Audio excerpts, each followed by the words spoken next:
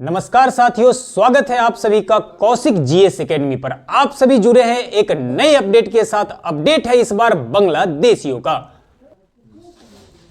कुछ मुट्ठी भर बांग्लादेशी सोचते हैं हम सिर्फ बातें करेंगे और 145 करोड़ भारतीय सिर्फ सुनते रहेंगे।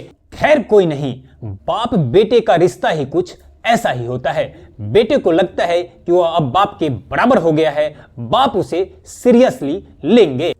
लेकिन जब बाप बेटा को सीरियसली नहीं लेता है तो बाप से बेटा मुंह फुला लेता है, और मुंह फुलाने के बाद कई बार ऐसा होता है कि बाप बेटा को लपिया देता है। यही हाल हो चुका है वर्तमान में बांग्लादेश का। ठीक यही हाल हो चुका है बांग्लादेश के प्रधानमंत्री मोहम्मद यूनुस का। मोहम्मद यूनुस सोच रहे हैं कि बाप के जूते में पैर डालकर देख रहे हैं कि अब बाप का जूता हमारे पैर में आ जाएगा और बाप अब हमें सम्मान देंगे। लेकिन बांग्लादेश यह भूल गया कि वह अभी बहुत छोटा है। तू इतना छोटा है कि हम लोगों को समझ में नहीं आ रहा है कि लतिया कर या गतिया कर किस तरह से तुम्हें समझाया जाए। इसलिए हम सभी बोल करके केवल चुप रह रहे हैं। लेकिन अब पानी सर से ऊपर जा रहा है। पानी भारतीयों के सर से ऊपर जा रहा है, हिंदुओं के सर से ऊपर जा रहा है, और अब हम भारतीय बहुत बड़े, हम हिंदू बहुत बड़े फैसला लेने वाले हैं। और यहां पे भारत सरकार भी बहुत बड़ी फैसला लेने जा रही है। लेकिन हम अब बात करेंगे उन नेताओं के बयानों का जिनका बयान किसी विशेष क्षेत्र के लिए होता है। जब वेस्ट बैंक और गाजा जैसे स्थानों पर एक मच्छर भी मरता है तो वो मिनट नहीं लगते हैं और वो घड़ियाली आंसू बहाने लगते हैं। उनका बयान पर बयान आने लगता है। जब हमारे पड़ोसी में हमारे हिंदू भाइयों पे अत्याचार हो रहा है तो जो नेता घड़ियाली आंसू बहाते थे उनका आंसू सूख चुका है। वे भूल चुके हैं कि हमारे पड़ोसी में क्या हो रहा है। यह है हमारे देश के बड़े बड़े दिग्गजों की राजनीति।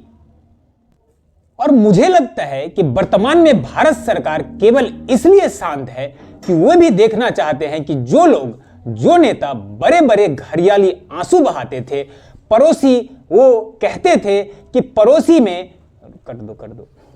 मुझे लगता है कि सरकार इसलिए शांत है क्योंकि वो भी देखना चाहते हैं कि जो लोग घड़ियाली आंसू बहाते थे वेस्ट बैंक और गाजा जैसे क्षेत्रों पर, उनके मुंह पर ताला क्यों लगा है।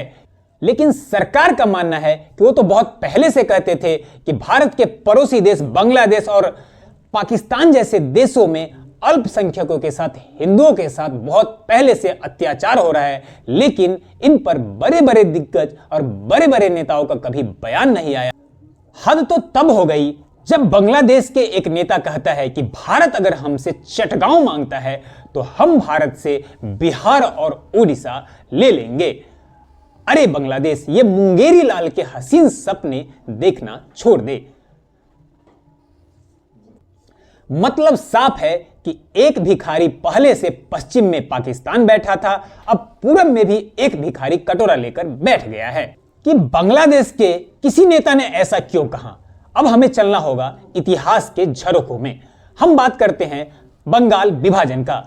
लॉर्ड कर्जन के समय में लॉर्ड कर्जन ने यह सोचकर बंगाल विभाजन कर दिया कि हिंदू और मुस्लिम को लड़ाना है। पूर्वी बंगाल और पश्चिमी बंगाल में बंगाल का विभाजन हो गया। पूर्वी बंगाल मुस्लिम बहुल इलाका था जबकि पश्चिम बंगाल हिंदू बहुल इलाका था। बाद में यह बंगाल एक होता है लेकिन हिंदू मुस्लिम का खटास जारी रहता है। लेकिन वर्ष 1912 में बंगाल से बिहार और उड़ीसा अलग हो जाता है। यही यादें आ रही है बंगाल के। लेकिन वर्ष 1912 में बंगाल से बिहार और उड़ीसा अलग हो जाता है। यही यादें आ रही है बांग्लादेश के रिजवी को। वे कहते हैं कि बंगाल की लेकिन वर्ष 1912 में बंगाल से बिहार और उड़ीसा अलग हो जाता है। यही यादें सता रही है बांग्लादेश के रिजवी को। उनका कहना है कि बांग्लादेश में बिहार और उड़ीसा दोनों हैं, वो दोनों लेंगे, लेकिन ये हसीन सपना देखना वो छोड़ दे। मैं तो कहूंगा रिजवी साहब, आपने सिर्फ 1912 तक का ही सपना क्यों देखा? अगर थोड़ा और पीछे का सपना देखते तो आपका इतिहास ही, अस्तित्व ही खतरे में पड़ जाता। और ऐसा हो भी सकता है। अगर यही दशा रहा तो आपका इतिहास, आपका अस्तित्व बहुत जल्द खतरे में पड़ने वाला है, क्योंकि भारत सरकार बहुत बड़ी अंदर अंदर प्लान बना रही है। ये मत सोचिए कि भारत सरकार चुप बैठा है। भारत सरकार सोच रही है कि बेटा का बेटा है, थोड़ा आराम से सलेटेंगे, लेकिन अब पानी सर से ऊपर जा रहा है। भारत सरकार एक्शन लेना शुरू कर दी है, चाहे वह रोहिंग्या पे एक्शन हो या बॉर्डर पे राफाल, कि भारत सरकार बांग्लादेश बॉर्डर पे राफाल भी तैनात कर चुकी है। और मैं आशा करता हूं कि भारत सरकार बहुत जल्द बांग्लादेश का इलाज करेगी। आपको कैसा लगा हमारा यह वीडियो, आप कमेंट में जरूर बताएं। जय हिंद।